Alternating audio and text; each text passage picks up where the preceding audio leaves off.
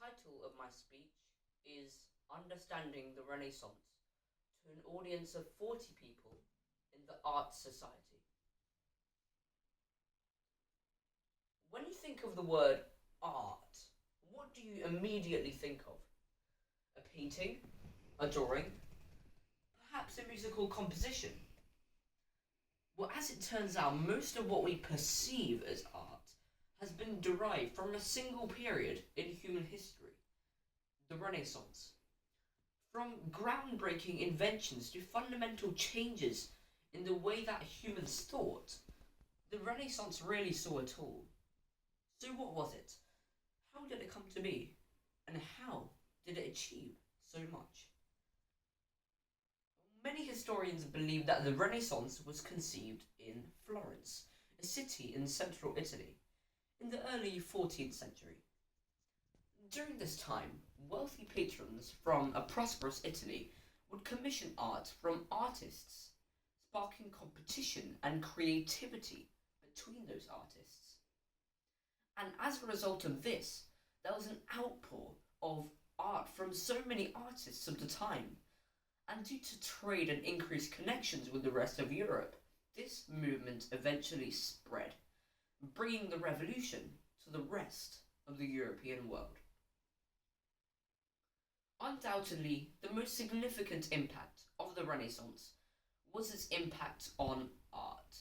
And for the first time, artists used a specific tool called perspective that allowed them to incorporate all three dimensions into their masterpieces.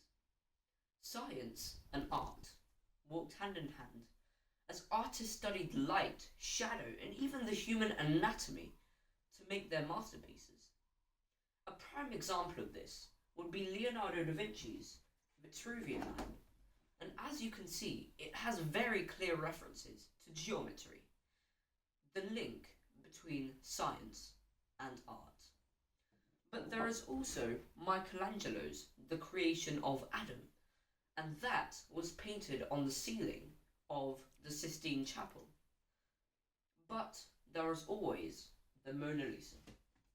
And the Mona Lisa was so famous that it eventually became the symbol for the Renaissance. It's hard to overstate the impact that the Renaissance has had on our world. There was the English Renaissance in the 16th century with writers such as William Shakespeare, and there was the French Renaissance in the 15th century, and that's where it was named. And even this simple seeming porcelain cup over here has intricate floral designs that were very, very popularized by the Renaissance.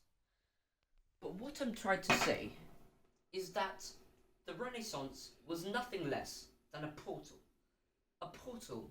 to the modern world.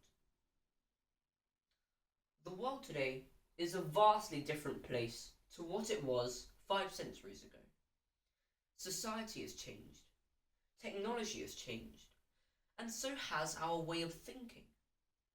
But there are some things in life that do not change, and sometimes these things can be so deeply embedded inside of us that we fail to understand how deeply they shape us.